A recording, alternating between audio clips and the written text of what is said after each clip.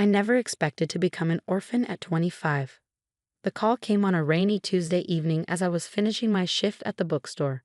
My roommate Jess answered, her face transforming from mild curiosity to horror in seconds. She handed me the phone with trembling hands, and just like that, my world collapsed. "There's been an accident," the officer said, his voice gruff yet gentle. "Your parents' car went off Spring Valley Bridge. I'm sorry, but they didn't make it." The following days passed in a blur of funeral arrangements, condolence cards, and a hollow ache that seemed to consume me from the inside out. My name is Emma Mitchell, and suddenly I was alone in the world, or so I thought. What I didn't expect was for my Aunt Patricia to swoop in like a vulture circling a carcass. "Such a tragedy," she declared at the funeral reception, her designer black dress immaculate, not a hair out of place despite the gusty cemetery winds. Robert and Claire were always so adventurous. I warned them about those mountain roads. The way she emphasized adventurous made it sound like a character flaw. I'd grown up hearing her subtle digs at my parents' lifestyle choices, their modest home in the suburbs, Dad's career as a high school teacher rather than joining the family business, Mom's preference for gardening over country club memberships. Aunt Patricia had always been the picture of high society, married to Uncle Richard, who came from old money. They lived in the Grand Mitchell family estate, a sprawling Victorian mansion that had been in the family for generations. My grandfather had allowed them to live there after their marriage, and they'd made it the centerpiece of their social standing. "Emma, dear," Patricia approached me after most of the mourners had left, her artificial smile not reaching her eyes. "We need to discuss your future." "My future?" I asked, still numb from grief. "Yes, sweetie. You can't possibly continue living in that tiny apartment. And that little job at the bookstore," she wrinkled her nose. "Your father always had such modest ambitions, but you don't have to follow that path." I bristled at her dismissal of my dad's teaching career, which he'd loved passionately for over 20 years. "I'm doing fine, Aunt Patricia." "Nonsense. You'll come stay with us until you find something more suitable. Though I don't know what kind of prospects you'll have with that liberal arts degree." She sighed dramatically. "If only you'd studied business like your cousin Bradley." Ah yes, Bradley, my cousin who'd failed upward his entire life, currently holding a VP position at my uncle's company despite being spectacularly incompetent. "I appreciate the offer, but I'm staying in my apartment," I said firmly. Patricia's smile hardened. "Don't be ridiculous. You can barely make rent, and with your parents gone." She lowered her voice as if sharing a shameful secret. "Well, we all know they didn't leave much behind." That stung. My parents hadn't been wealthy, but they'd been comfortable. Dad had always been careful with money, and Mom had inherited some investments from her parents. They paid for my college education without loans, which was more than most of my friends could say. "Actually," I began, but Patricia cut me off. "It's settled then. Richard will send someone for your things tomorrow." Without waiting for my response, she glided away to speak to the funeral director, leaving me seething. The next day, I met with Mr. Harrington, my parents' lawyer. He was a kind, grandfatherly man who'd been handling their affairs for decades. "Emma, before we get to the will, there's something you should know," he said, sliding a folder across his desk. "Your father asked me to give you this privately." Inside was a letter in my dad's neat handwriting. "My dearest Emma, if you're reading this, the worst has happened. Mom and I always hoped we have decades more with you, but life doesn't always follow our plans. There's something we never told you about our family history. My father, your grandfather, was a complicated man. When I chose to become a teacher instead of joining the family business, he was disappointed. But privately he told me he respected my choice to follow my own path." What Patricia never knew was that before he died, Dad changed his will. The family estate was left to me, not Richard. However, I allowed Patricia and Richard to continue living there, never correcting their assumption that it belonged to them. Their pride would have been wounded, and what was the point? Mom and I were happy in our little house. We never told you because we didn't want to burden you with family secrets, but now, everything passes to you, including the Mitchell estate. Use this knowledge wisely, Emma. You have a kind heart, but don't let Patricia bully you. She's always felt entitled to everything the Mitchell name represents. We love you more than words can say. Dad." I looked up at Mr. Harrington stunned. "Is this true?" He nodded solemnly. "Every word. The estate, the family investments, even the vacation property in Vermont. They all passed to your father upon your grandfather's death, and now they pass to you. The official reading of the will was scheduled for the following week. I spent that time in a daze processing not only my grief but this extraordinary revelation. My parents have lived modestly by choice, not necessity. They could have claimed the mansion, the status, everything Patricia had lorded over them for years.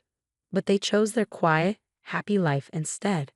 The day of the will reading, I arrived at Mr. Harrington's office to find Patricia and Richard already there, along with Bradley. Patricia had that same condescending smile that had always made me feel small. "Emma, darling, have you packed your things? Richard's assistant can pick them up after this formality." I just nodded, not trusting myself to speak yet. As Mr. Harrington read through the standard legal preamble, Patricia examined her manicure, looking bored. But when he got to the part about the distribution of assets, her head snapped up. "To my daughter, Emma Claire Mitchell, I leave all my worldly possessions, including but not limited to all bank accounts, investment portfolios, my share in Mitchell Enterprises, and all real estate holdings, specifically the Mitchell family estate at 47 Oakwood Drive, the vacation property at Lake Champlain, Vermont, and my personal residence." Patricia's face drained of color. "That's impossible," she interrupted. "The estate belongs to Richard. It was left to him when father died." Mr. Harrington adjusted his glasses. "Actually, Mrs. Mitchell, the family estate was left to Robert Mitchell. He simply allowed you and your husband to reside there." "That's absurd," Richard sputtered, his face reddening. "I've been paying the property taxes for 20 years. "No," Mr. Harrington corrected gently. "Robert set up an account that automatically paid the taxes and maintenance costs. I have all the documentation here." Bradley looked between his parents in confusion. "Wait, are you saying we don't own our house?" "It appears," I said, finding my voice at last, "that you've been living in my house." Patricia stood up, her hands shaking. "This is a mistake. Robert wouldn't. He couldn't." She turned to me, her eyes flashing. "You put him up to this, didn't you? Always the quiet one, but scheming behind our backs." I thought of all the times Patricia had made snide comments about my parents, about me. The Christmas dinners where she questioned my career choices. The family gatherings where she compared me unfavorably to Bradley, despite his mediocrity. "I knew nothing about this until yesterday," I said calmly. "But it seems grandfather saw something in my father that he never saw in Uncle Richard." Richard slammed his hand on the desk. "I'll contest this. Robert had no right." "Actually," Mr. Harrington interrupted, "he had every legal right. And the statute of limitations for contesting your father's will expired 19 years ago." Patricia's face contorted with rage and disbelief. "You can't possibly mean to enforce this, Emma. We're family. That house has been our home for decades." I thought about what my parents would do. They had let Patricia and Richard keep their illusions of superiority all these years, never correcting them, never using their actual power to humble them. But I wasn't my parents. "I'll need the keys by Friday," I said quietly. Patricia's mouth opened and closed like a fish out of water. "You worthless little—" she began, but Richard grabbed her arm, silencing her. "You can't just throw us out. Where are we supposed to go?" I considered the question. "You have the vacation house in the Hamptons, don't you? The one you're always bragging about at family gatherings." "That's a summer home," Patricia practically shrieked. "It's not winterized. It's February." "Then I suggest you start looking for a rental," I replied, gathering my things. "I'm sure with Uncle Richard's business acumen you've saved plenty for a rainy day." The look of pure shock on their faces told me otherwise. Had they been living beyond their means all this time, counting on an inheritance that was never coming? As I turned to leave, Patricia grabbed my arm. "You can't do this to us, after everything we've offered you." "What exactly have you offered me, Aunt Patricia?" "Criticism. Condescension. A spare room out of obligation while you remind me daily of my supposed inadequacies." I gently removed her hand. "I'm not doing this to you. This is simply the truth coming to light." In the days that followed, I learned more about my family's finances than I ever expected. The Mitchell estate was just the tip of the iceberg. My grandfather had built a considerable fortune that had grown under my father's quiet stewardship. There were investments, business holdings, and assets that made me financially independent many times over. True to my word, I showed up at the Mitchell estate on Friday afternoon. What I didn't expect was to find a moving van in the driveway and several workers carrying out antiques and artwork. I quickly called Mr. Harrington, who assured me he'd handle it. Within an hour, the police had arrived, and Patricia and Richard were being questioned about removing valuable items from the property. "These are family heirlooms," Patricia insisted, gesturing wildly at a painting being returned to the foyer. "They belong to the Mitchell family." "Yes," I agreed, stepping forward. "And I'm the Mitchell who owns them now." The look of hatred in her eyes would have wounded me once. Now I just felt sad for her. The police supervised as the movers returned everything to the house. A tearful Patricia was escorted to her car by an ashen-faced Richard. "You'll regret this," she hissed as she passed me. "The family will hear what you've done." "The family will hear the truth," I replied, perhaps for the first time. After they left, I stood alone in the grand entrance hall of the Mitchell estate. My estate. The house was beautiful, with its soaring ceilings and intricate woodwork, but it felt cold, unlived in despite having been occupied for years. I wandered from room to room, running my hands over furniture that had been in my family for generations. In what had been my grandfather's study, I found a photograph I'd never seen before. My dad as a young man, standing proudly next to my grandfather. They were smiling, looking so similar it was startling. As tears welled in my eyes, my phone rang. It was Jess checking on me. "How did it go?" she asked cautiously. "They're gone," I said, still staring at the photograph. "But I don't know if I want to live here. It's so big and full of history." "Well," Jess said thoughtfully, "you could always sell it." "Maybe," I replied, "or maybe something else." 6 months later, the Mitchell estate had been transformed. The East Wing had been converted into a community center offering after-school programs for underprivileged kids. The gardens had been opened to the public, with a portion dedicated to a community vegetable garden. And I'd established the Robert and Claire Mitchell Scholarship Fund for students pursuing education degrees. Patricia and Richard never spoke to me again, though I heard through family grapevine that they'd had to downsize considerably, moving into a condo in the city. Bradley, surprisingly, reached out after a few months. "I didn't know," he said awkwardly when we met for coffee, "about how Mom treated your dad, or you." "It's not your fault," I assured him. Still, he shifted uncomfortably. "I should have seen it. And for what it's worth, I'm sorry." I believed him, and when he asked if he could volunteer at the community center, I agreed. On the anniversary of my parents' death, I stood in the garden they would have loved, surrounded by blooming flowers and the sounds of children laughing in the distance. I couldn't bring my parents back, but I could honor them by using their legacy the way they would have wanted, to help others, to create joy, to build rather than divide. "I hope I'm making you proud," I whispered to the garden, imagining them there with me. A gentle breeze rustled the leaves, and for just a moment, I felt less alone. In the end, the true inheritance my parents left me wasn't the money or the estate. It was the example of how to live with integrity and kindness, even when faced with those who have neither. That was a legacy worth more than all the Mitchell fortune combined. The no trespassing signs felt like a personal insult, plastered across the gates of Wild Heart Sanctuary, the wildlife rehabilitation center I'd spent 10 years building. Behind them, bulldozers sat ready to tear apart 500 acres of carefully preserved habitat. "Ms. Rivers?" One of our volunteers, Katie, approached with tears in her eyes. "The transport team is ready. We need to start moving the animals." I nodded, trying to keep my voice steady. "Start with the critical care cases. The new facility in Vermont can take our most vulnerable residents first." My name is Alexandra Rivers, and at 32, I'd just been forced to evacuate the largest wildlife rehabilitation center in the Northeast. The sanctuary I'd built from nothing into a groundbreaking research facility was about to become another luxury resort development, courtesy of my uncle, Governor James Rivers. The irony wasn't lost on me. The Mann campaign on environmental protection had just seized protected land through eminent domain. But then Uncle James had always been good at saying one thing and doing another. "Alex," Dr. Marcus Chen, our head veterinarian, jogged up clutching his tablet. "We need to talk about the research data, specifically the gray wolf study." I glanced around before pulling him aside. "Is it secured?" He nodded. "Everything's encrypted and backed up off-site. But Alex, what we've documented here, it changes everything we thought we knew about pack behavior and ecological impact." "I know," I said quietly. That's exactly why we need to protect it. Uncle James can take the land, but he can't take our research. 3 years ago, we'd started tracking an unusual pattern in the local wolf population. What we discovered had implications far beyond our small sanctuary. Implications that could change environmental policy across the country. Implications that would be very inconvenient for certain development projects my uncle had planned.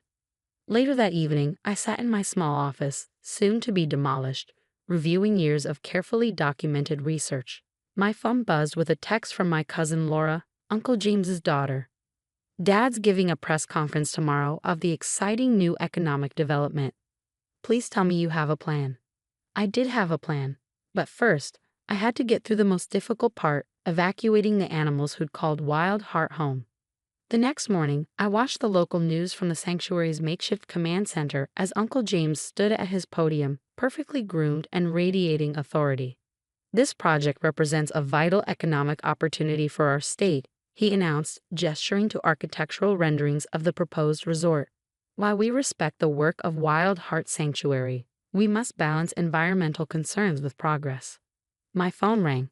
The caller ID showed Mom. I let it go to voicemail.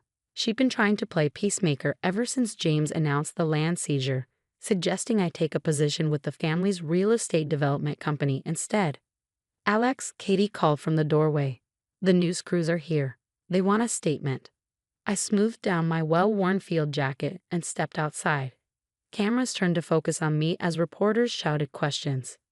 "Ms. Rivers, how do you respond to claims that the sanctuary was financially unsustainable? Is this a family dispute? What will happen to the animals?" I held up a hand for quiet. Wild Heart Sanctuary has been more than just a rehabilitation center. For 10 years, we've conducted groundbreaking research on wildlife behavior and ecological systems. Research that has implications far beyond these 500 acres. Research funded by private environmental groups, a voice called out, one of Uncle James's PR people, right on cue. Groups with a clear political agenda. I smiled. Our research has been peer-reviewed and validated by multiple universities, but you don't have to take my word for it. Tomorrow, we'll be releasing our complete findings on wolf pack dynamics and their impact on local ecosystems. Findings that directly contradict certain environmental impact statements recently submitted to the state. That got their attention. Uncle James had rushed the resort's environmental review through his appointees at the State Environmental Agency. If our research proved their assessment was flawed. My phone buzzed again, this time with a text from James himself. My office. Now, the governor's office hadn't changed since I was a kid, visiting my uncle at work. Same imposing desk, same view of the state capitol, same sense that every decision made here was final. "What game are you playing, Alex?" James didn't bother with pleasantries. "No game," I replied, taking a seat without waiting for an invitation. "Just planning to publish our research. That's what scientists do, share their findings." "These development projects are vital to the state's economy," he said, leaning forward. "I won't let your bleeding heart environmentalism stand in the way of progress." Interesting choice of words, I noted, considering your own environmental campaign promises. His face hardened. "I've tried to be patient, Alex. Offered you alternatives. But you're just like your father, too idealistic to see the bigger picture." My father, his younger brother, had died defending these same forests from development 20 years ago. A hiking accident that had never been fully explained. "Oh, I see the bigger picture," I said quietly. "I see a man who built his political career on environmental promises he never intended to keep, who uses his power to benefit developers who fund his campaigns, who thinks he can bully anyone who stands in his way." "Careful," he warned. "You're not just fighting me anymore.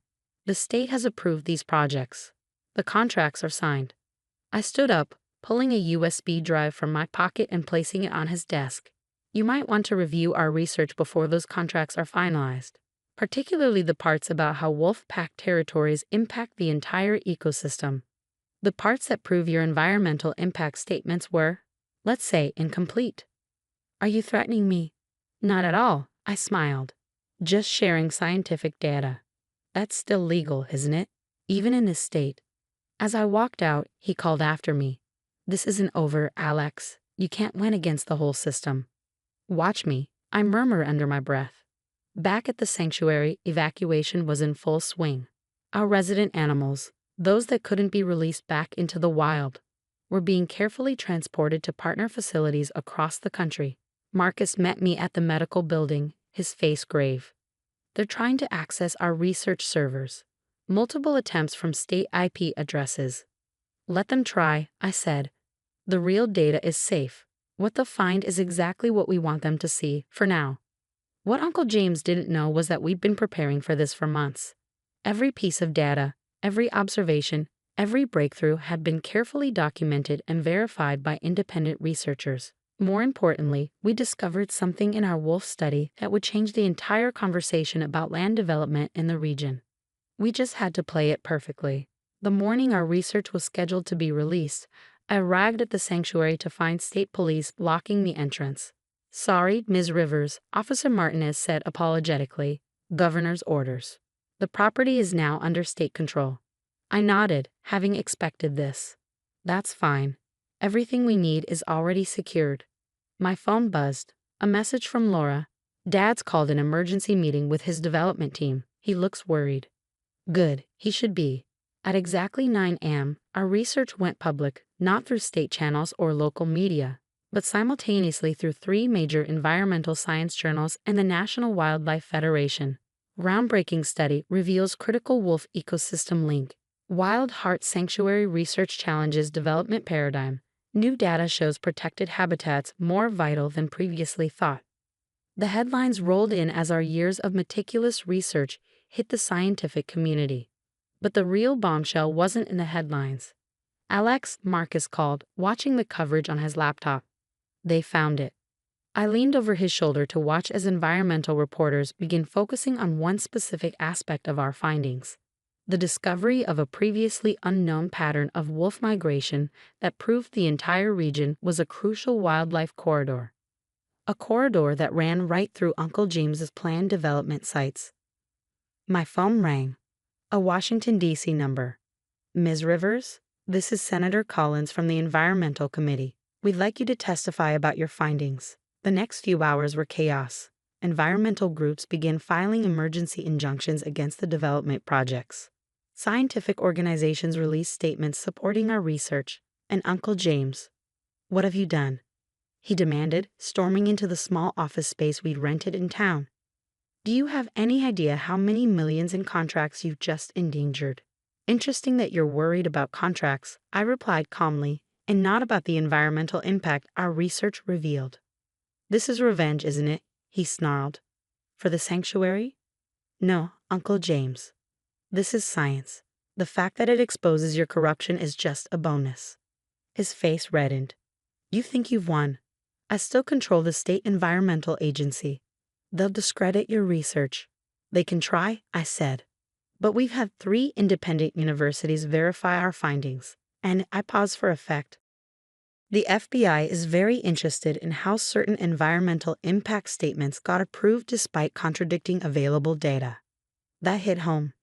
James had pushed those approvals through personally, overriding concerns from his own environmental scientists. "You wouldn't," he whispered. "I'm family." So was my father. The implications hung heavy in the air. 20 years of questions about my father's death, about the development deals that had followed, about the political rise of James Rivers. "The FBI has our complete research archives," I continued, "including some interesting correlations between wolf pack territories in the 90s and certain accidents that happened around development sites." James sank into a chair, his arrogance finally cracking. "What do you want?" "Resign. Kill the development projects, and turn over everything you know about what really happened to my father." "You're destroying everything I've built," he said quietly. "No," I corrected him. "I'm protecting what actually matters." The next few weeks were a whirlwind. Our research became the centerpiece of a national conversation about wildlife conservation and development. The state environmental agency underwent a federal audit, and James resigned citing health concerns, though the ongoing FBI investigation probably had more to do with it. 3 months later, I stood at the gates of Wild Heart Sanctuary again. Only this time, the no trespassing signs were gone. The federal government had designated the entire region a protected wildlife corridor, with our sanctuary as its centerpiece. Dr. Rivers? Katie called out. She'd stuck with us through everything. The first transport of animals is arriving. We're ready to bring them home. I watched as our residents returned, the wolves, bears, and other wildlife that had made Wild Heart their home. Each one represented a victory not just for our sanctuary, but for the principle that science and truth could still triumph over political power. Laura visited a week after we reopened. Dad's cooperating with the investigation, she told me. He's finally talking about what happened to your father. I nodded, watching a pack of wolves in their enclosure, descendants of the same wolves my father had fought to protect. Sometimes the truth takes time, but it always finds its way out. A year after Uncle James tried to destroy Wild Heart, we'd expanded our research program to include 3 more sanctuaries across the state. The wolf study that had started it all became required reading in environmental science programs. More importantly, we'd proven that careful observation and documentation could be more powerful than political influence. That science could stand up to corruption. That protecting our natural world was worth fighting for.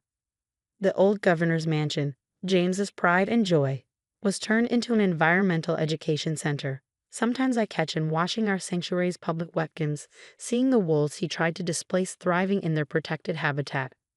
I kept his resignation letter framed in my office, next to my father's old research journals. A reminder that power built on lies will always be vulnerable to simple, documented truth. Because in the end, nature doesn't care about political connections or development contracts.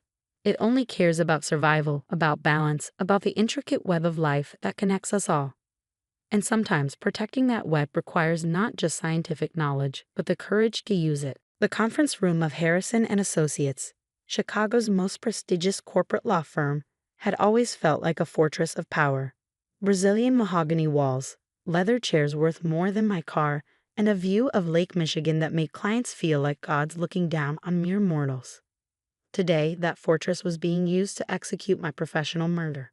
The vote is final, my brother James announced, straightening his $5,000 suit as he addressed the partners. Catherine Harrison's position as junior partner is terminated, effective immediately. Security will escort her out. I sat quietly, watching the faces around the table. Most couldn't meet my eyes. They'd known my father, William Harrison, had built this firm from nothing. They'd attended my law school graduation. Some had even mentored me. But money talks louder than loyalty. Do you have anything to say, Kathy? James's smile was pure venom. He'd been waiting for this moment since Dad died 6 months ago. I stood slowly, smoothing my much more modest suit. Just one question. Does it bother any of you that while you're billing $1,000 an hour to help corporations avoid responsibility, people are dying because they can't afford legal representation? Oh God, here we go again. James rolled his eyes. St. Catherine, defender of the downtrodden. This is exactly why you don't belong here. Dad built this firm representing real clients, not street criminals. The irony of his statement would have made me laugh if it wasn't so tragic. James had never bothered to learn the firm's true history, how Dad had started out handling civil rights cases in the 1970s, how he'd only taken corporate clients to fund his pro bono work. But James didn't care about history. He only cared about money. I'll see myself out, I said quietly, gathering my belongings. Unlike some people, I still have actual clients who need me. Ah yes, your noble public defender work, James sneered. Tell me, what's the going rate for losing drug cases these days? $50 an hour. I paused at the door. You know what Dad always said about criminal defense work? It's the only time you know for sure you're on the right side of justice. But you wouldn't understand that, would you? His face darkened. Security will be up to clear your office. Don't take anything confidential. My office. The same office Dad had used when he started the firm, with its worn leather couch where I'd done homework after school. Its walls still holding the framed newspaper clippings of his biggest civil rights victories. Now it would probably become a conference room for corporate billing meetings. As I packed my personal items under the watchful eye of Dave, our head of security, I noticed him shifting uncomfortably. I'm sorry about this, Ms. Harrison, he said quietly. Your father was a good man. Thanks, Dave. I smiled, remembering how Dad had helped Dave's son with legal troubles years ago. How's Tommy doing? Clean and sober 3 years now. Got his own business. Your father's intervention changed his life. I nodded, running my fingers along Dad's old desk. The massive piece of furniture had been here since the firm's founding. James had wanted to replace it with something more modern, but Dad had refused. Some things have value beyond their appearance, he'd said, tapping the solid wood. This desk has secrets even you don't know about, Katie. I thought he was being metaphorical. But now, looking at the ancient piece of furniture, something clicked. Dad had always been methodical, paranoid even, about keeping records. Every case, every client, every detail meticulously documented and stored. But after his death, James had claimed many of the old files were lost or irrelevant. Too convenient. Dave, I said carefully, could you give me a moment? Personal items only, I promise. He hesitated, then nodded and stepped outside. The second the door closed, I dropped to my knees and ran my hands along the desk's underside. There, a slight irregularity in the wood. I pressed and a small panel clicked open. Inside was a key and a handwritten note in Dad's distinctive scrawl. Katie, if you're reading this, things have gone wrong. Storage Unit 247. Lakeshore Security. The truth about everything. Love, Dad. My hands trembled as I pocketed the key. Just then, James burst in. Time's up, he announced. And don't even think about taking client files. Everything belongs to the firm. I stood shouldering my box of belongings. Don't worry, James. I'm not interested in your precious corporate secrets. But as I walked out of Harrison and Associates for the last time, my mind was racing. Dad had known something like this might happen. He'd left me a breadcrumb trail. And James had just made a crucial mistake. See, while my brother had spent the last 10 years schmoozing with corporate clients and inflating billable hours, I'd been in the trenches. First as a public defender, then handling pro bono cases on the side even after joining the firm. I knew how to investigate, how to build a case from scraps of evidence, how to fight when everything was stacked against me. Most importantly, I knew our father. William Harrison didn't just keep records, he kept insurance. And if he felt the need to hide files in a secret storage unit, they contained something explosive, something worth protecting, something worth hiding from his own son. My phone buzzed. A text from Maria Chen, my best friend since law school and now a prosecutor in the DA's office. Heard what happened. Want me to look into anything? I smiled, thinking of the storage unit key burning a hole in my pocket. Actually, yes. How much do you know about Olympus Capital?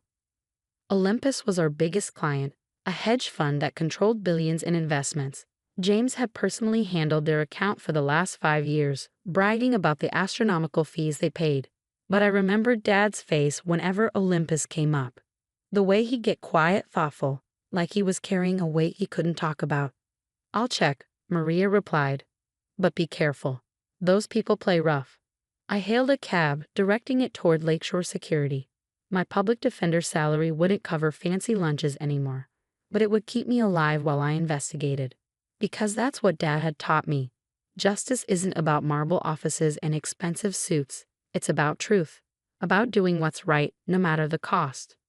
James thought he'd won, thought he could erase Dad's real legacy and turn Harrison and Associates into just another soulless corporate machine. He was about to learn how wrong he was. The cab pulled up to Lakeshore Security's gates. Inside that storage unit, Dad had left something important, something that could change everything. And I was going to find it. Storage Unit 247 looked ordinary enough. Just another anonymous metal door in a long hallway of identical units. But my hands trembled as I turned Dad's key in the lock. Inside was a time capsule of justice. Floor-to-ceiling filing cabinets lined the walls, each drawer meticulously labeled. Civil rights cases 1975 to 1980. Pro bono files 1981 to 1990. Corporate investigations. The history of Harrison and Associates preserved exactly as Dad had built it. But it was the locked file cabinet marked Olympus that caught my eye.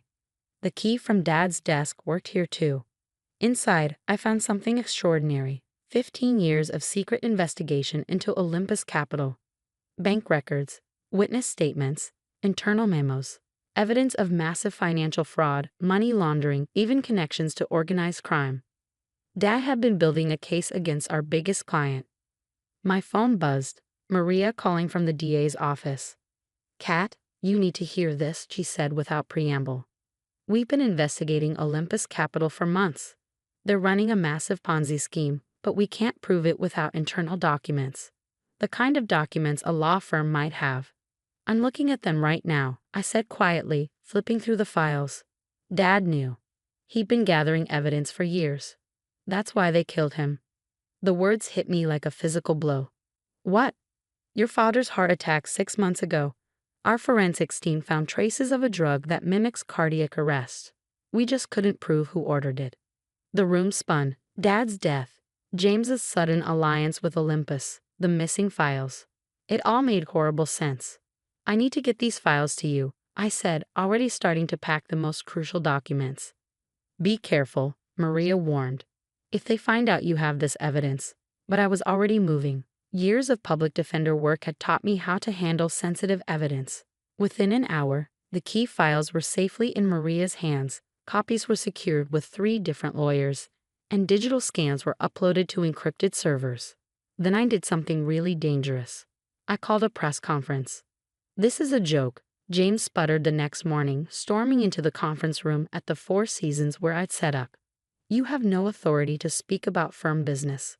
Actually, I smiled. I'm not here about the firm. I'm here about Dad. The room was packed, reporters, prosecutors, even FBI agents. James's face went white as he saw Maria sitting in the front row, surrounded by serious-looking federal agents. Ladies and gentlemen, I began 15 years ago. My father discovered something disturbing about one of his clients. Today, I'm going to share what he found. But first, I want to tell you about William Harrison's real legacy. For the next hour, I laid it all out. The evidence Dad had gathered, the fraud he'd uncovered, the way Olympus Capital had stolen billions from pensioners and small investors, and finally, the truth about his death.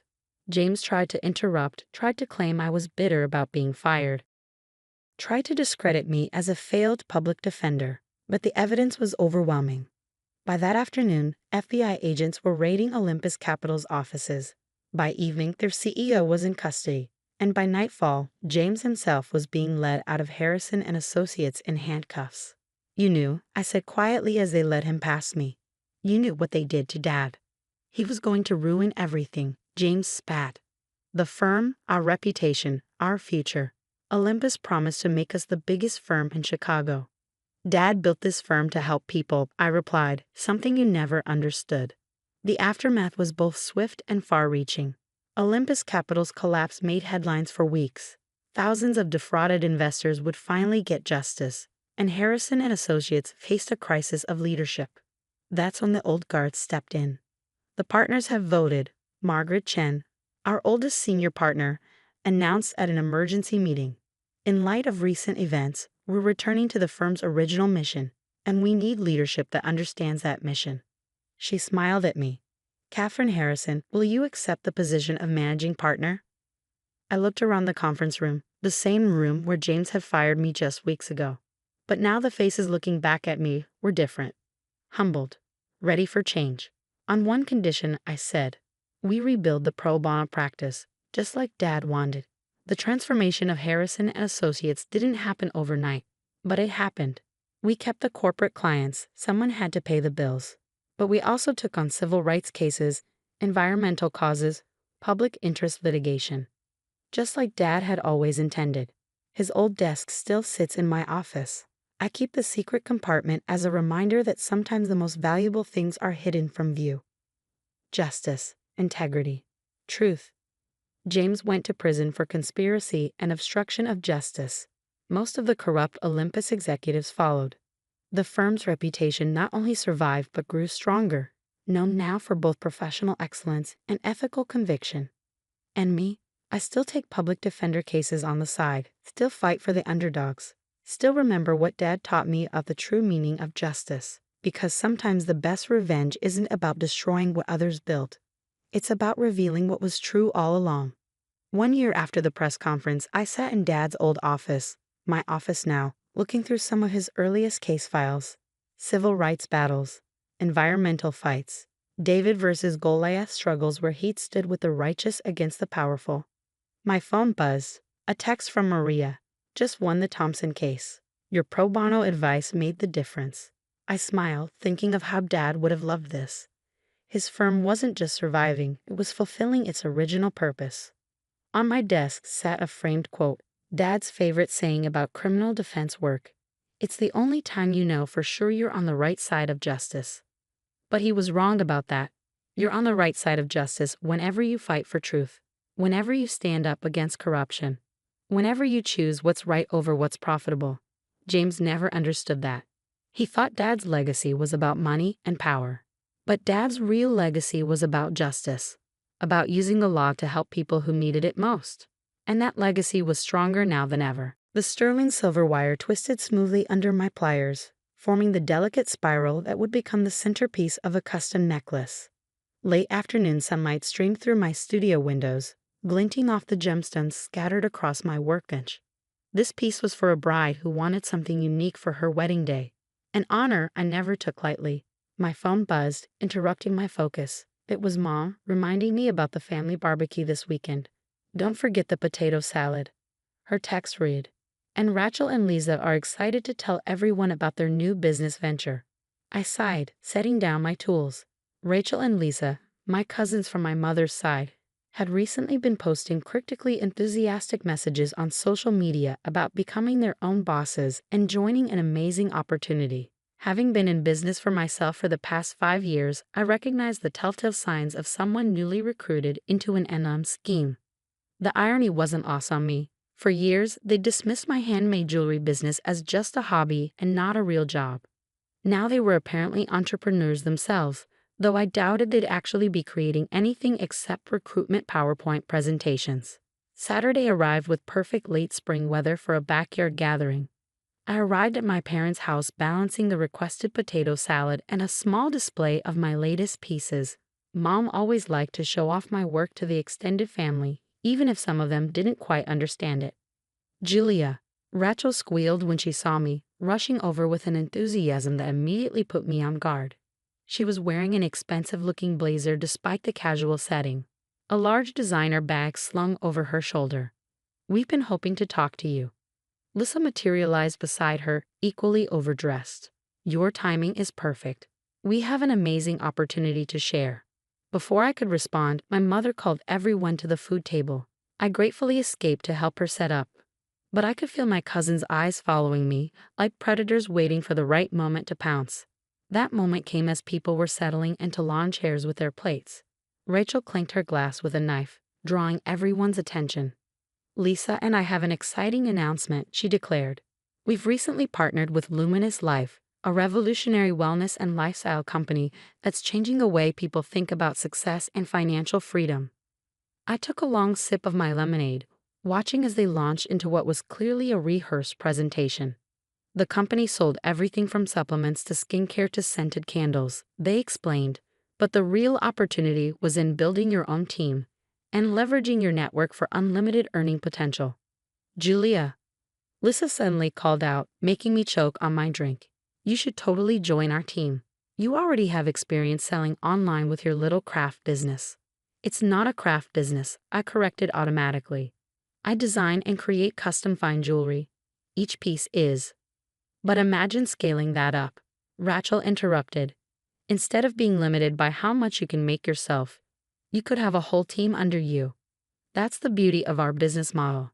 Ewing a pyramid scheme, my younger brother Max muttered from beside me, just loud enough for nearby relatives to hear. Rachel's professional smile tightened. Actually, pyramid schemes are illegal. This is network marketing, a completely legitimate business model used by many major companies. Speaking of legitimate businesses, Lisa added with Fox concern, aren't you worried about the sustainability of making jewelry by hand? It seems like a pyramid scheme of time. You can only make so much, and when you stop working, the money stops too. The conversation around us had gone quiet, other relatives watching the exchange with varying degrees of discomfort and interest. That's not how my business works, I said calmly, years of craft fair experience helping me maintain my composure.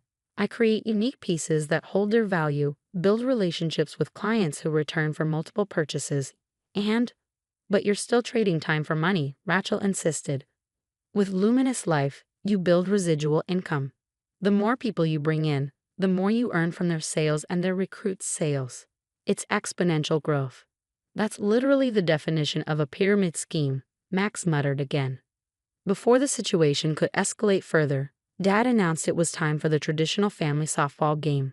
The tension dissipated as people divided into teams, though Rachel and Lisa spent the entire game working their phones and making not-so-subtle comments about taking control of their financial destiny. Later that evening, as I was helping Mom clean up, she handed me an elegant invitation. "Rachel and Lisa wanted me to give you this," she said.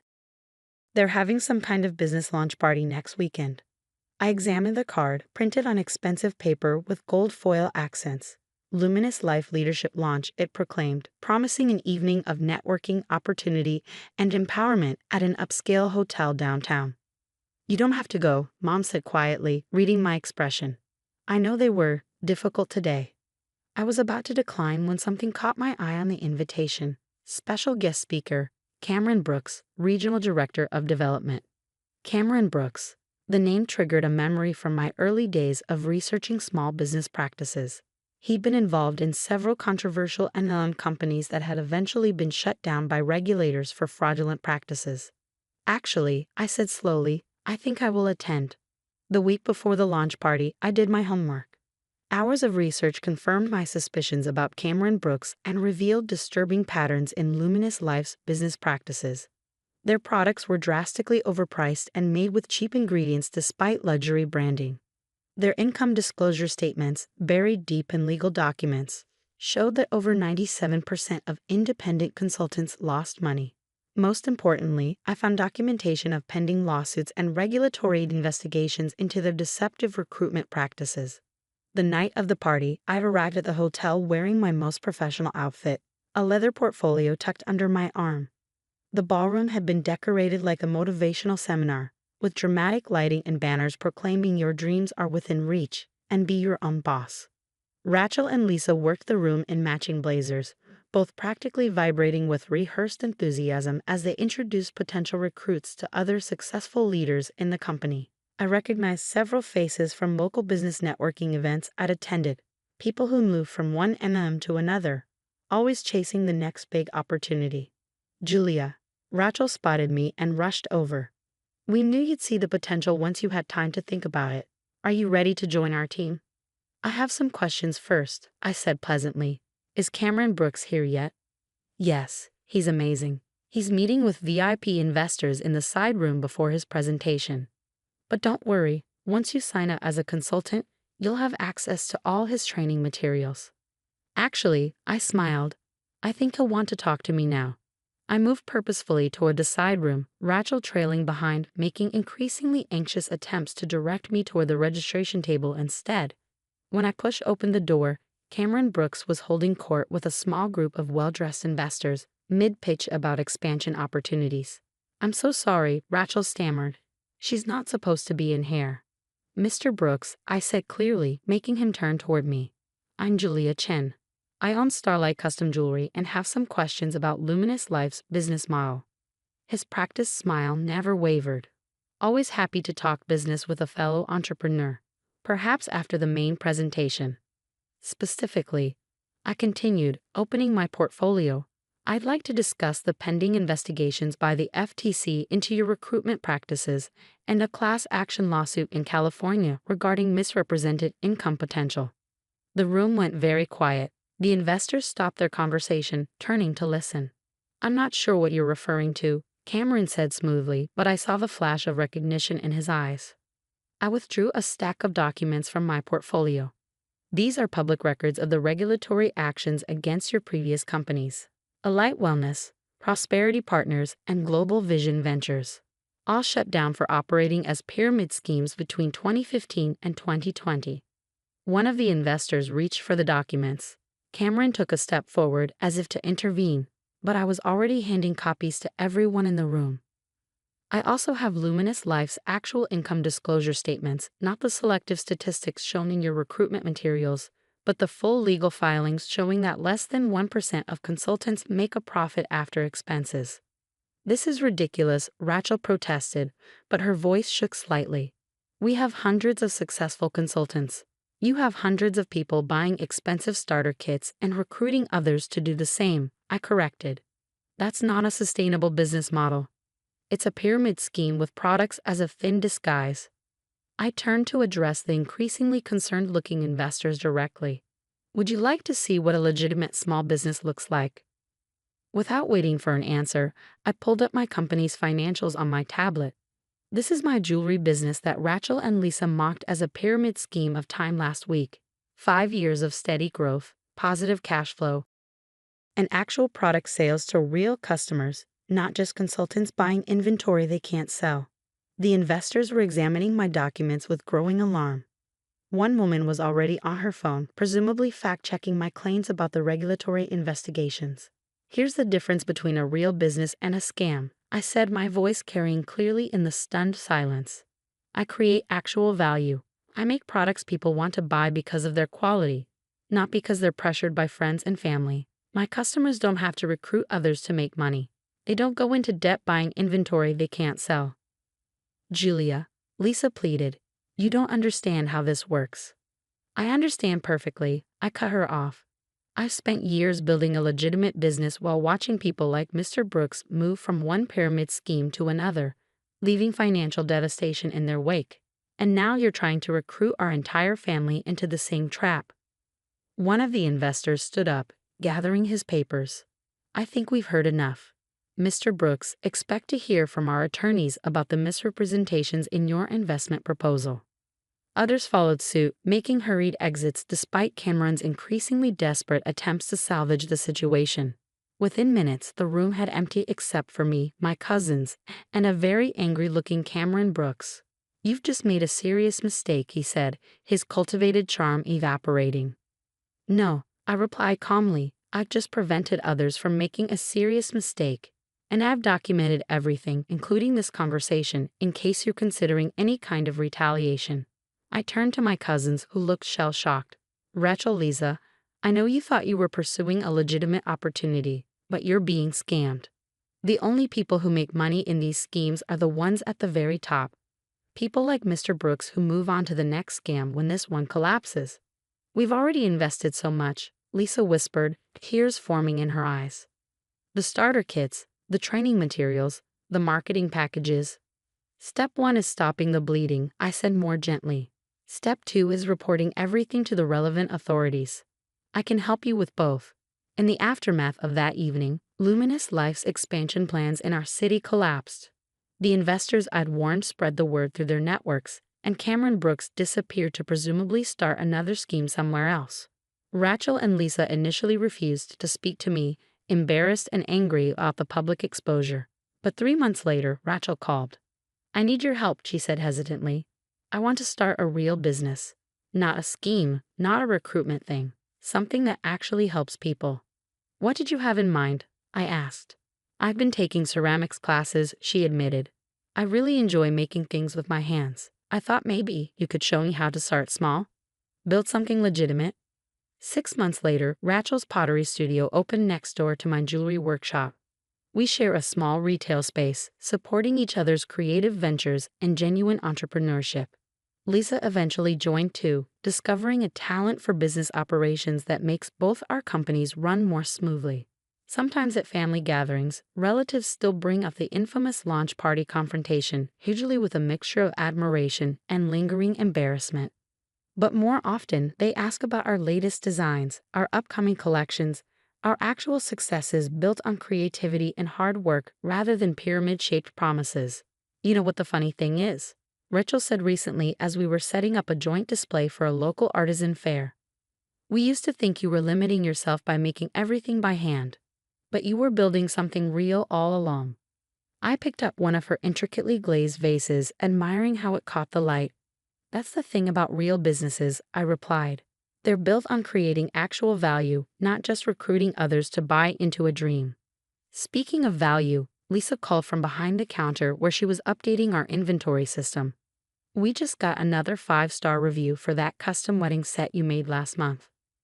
I smiled, thinking of that afternoon years ago when my cousins had interrupted my work on another bride's necklace. Sometimes the best revenge isn't about proving others wrong. It's about being so right that they eventually come around to seeing it themselves. The next time someone at a family gathering announced they had an amazing business opportunity to share, Rachel and Lisa were the first to ask the hard questions about product value, sustainable revenue models, and actual customer sales. They'd learned the hard way that true success isn't built on recruiting others into a scheme. It's built on creating something genuine, something valuable, something real.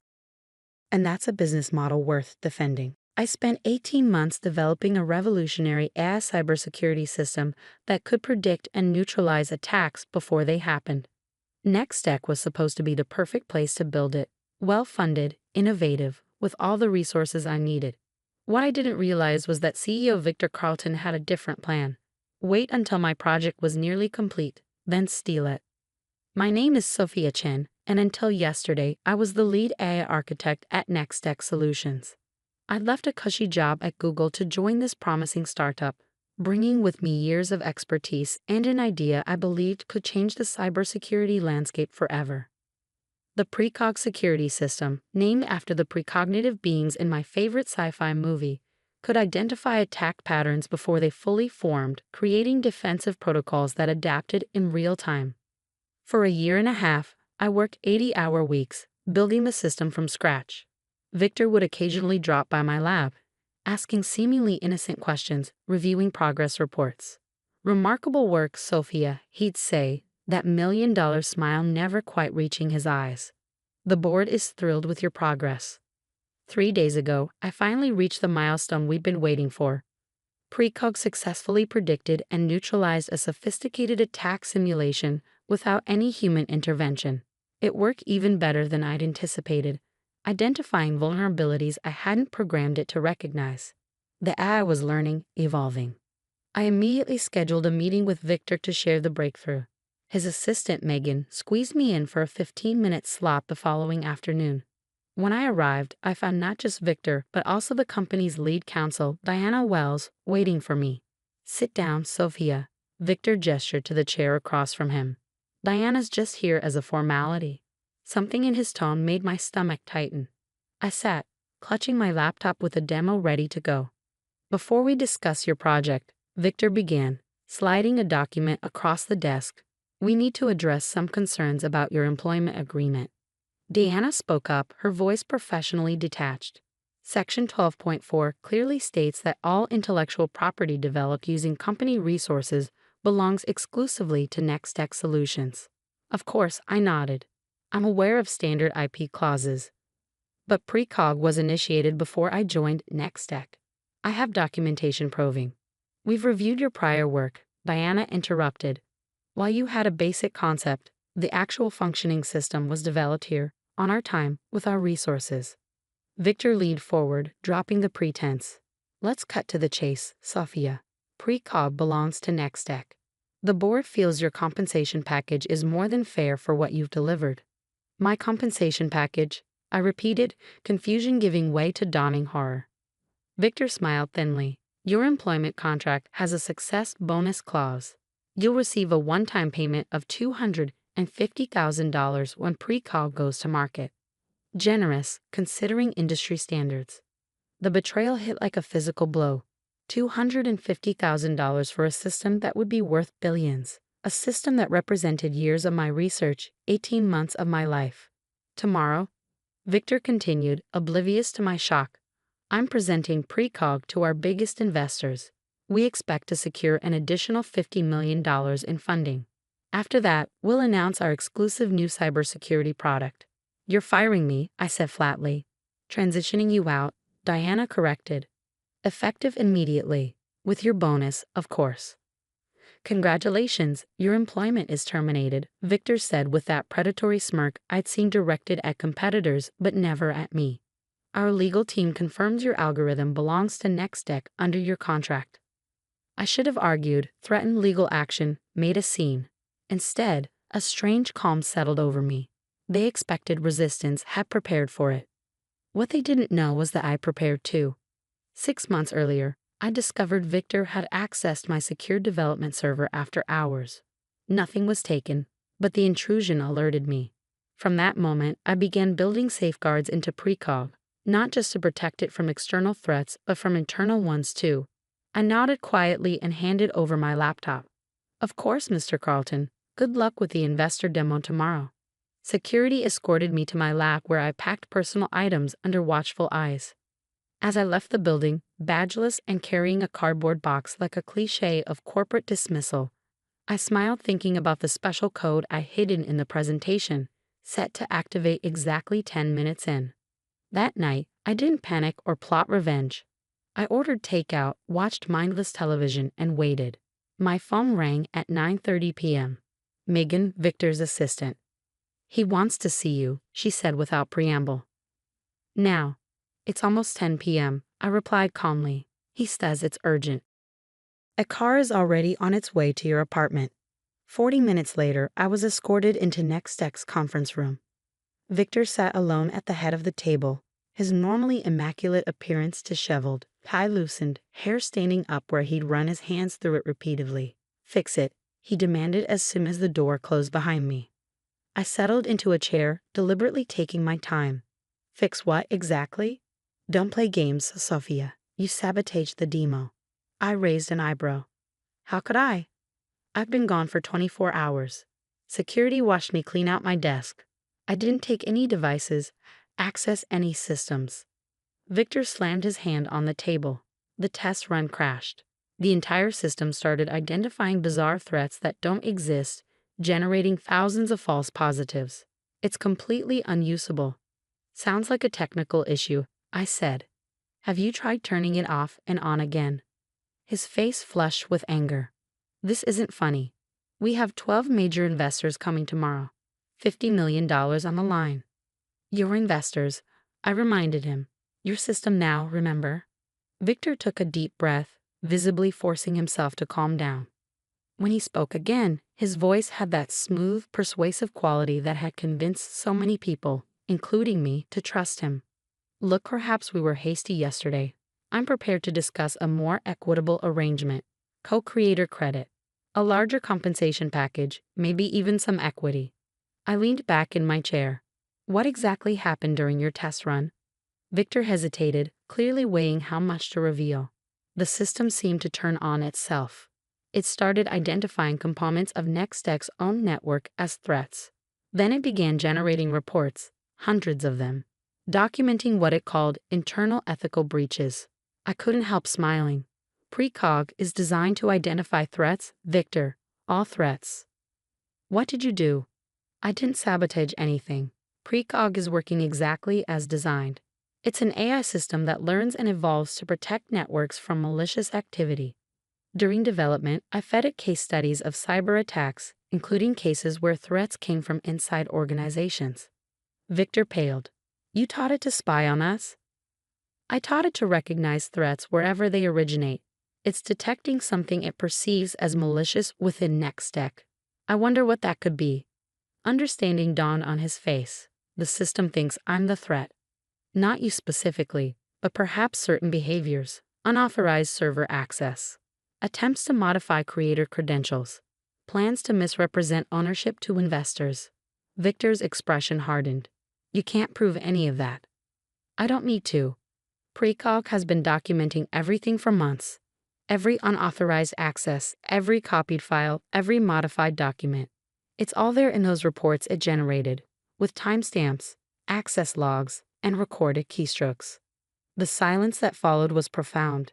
Victor stared at me, calculation replacing anger in his eyes. "What do you want?" "Full recognition as Precog's creator and primary architect. 50% ownership of all related patents and intellectual property. A board seat to oversee its ethical implementation. And $10 million in compensation for the attempt to push me out." "That's extortion," he hissed. "No, it's negotiation. Extortion would be me sending those reports directly to the investors and the SEC." Victor glared at me for a long moment before his shoulders slumped in defeat. "The system, can you fix it for tomorrow's demo?" Precog doesn't need fixing. It needs proper authorization protocols. It's currently identifying unauthorized command attempts because its creator has been removed from the authentication chain. Simple fix, actually. I pulled a flash drive from my pocket and set it on the table between us. This contains a proper authentication update that will resolve the immediate issues. Consider it a good faith gesture toward our new partnership. The contracts can be drawn up tomorrow. And if I refuse? Then precog remains broken, your investor demo fails, and those internal ethical breach reports find their way to some very interested parties. Your call. Victor reached for the flash drive. You planned this all along. No, I corrected him. I hoped it wouldn't be necessary. But after finding you in my secure server 6 months ago, I built in protections for the system and for myself. How did you know I'd try to cut you out? I stood to leave. I did know for certain. But precog is designed to recognize patterns and predict threats before they materialize. I guess some of that rubbed off on its creator. The next morning, I arrived at Nextech as co-founder and chief technology officer. Victor introduced me to the investors with a strange smile that never reached his eyes. The demo went flawlessly, precog elegantly neutralizing every simulated attack thrown at it. One investor, impressed by the demonstration, asked Victor a question that made me hide a smile. Amazing system. What inspired its development? Victor hesitated just long enough before answering. It was actually Sophia's brainchild, her vision from the beginning. Nextech just provided the environment for that vision to flourish. As we fielded technical questions, my phone buzzed with a notification. Precog, now properly authenticated with my credentials restored, had sent me a private message. Threat neutralized. System integrity restored. Creator protections active. I smiled. The AI was learning faster than I'd anticipated. It had recognized an internal threat and helped eliminate it, just as designed. 3 months later, precog's first commercial implementation prevented a major attack on a banking network, saving the institution an estimated $340 million and establishing our system as the new gold standard in cybersecurity. Victor and I maintain a professional working relationship. He focuses on business development where his skills are genuinely valuable, while I lead technical innovation. We're not friends, and never will be, but we've reached an equilibrium that works. Sometimes I wonder if I could have handled things differently, taken legal action instead of building in safeguards. But the truth is, Victor's attempted betrayal revealed something important. Technology is only as ethical as the people who control it. That lesson has become central to how we deploy precog. Every implementation now includes robust ethical guardrails and transparency protocols. The system doesn't just protect networks, it protects itself and its users from misuse. Last week, as we celebrated precog's successful public offering, valuing the company at $4.2 billion, a junior developer asked me the secret to building such revolutionary technology. It's not about the code, I told her. It's about understanding that the greatest security threats often come from where you least expect them. Build systems that can recognize those threats, adapt to them, and neutralize them without compromising their core integrity, just like their creator had learned to do.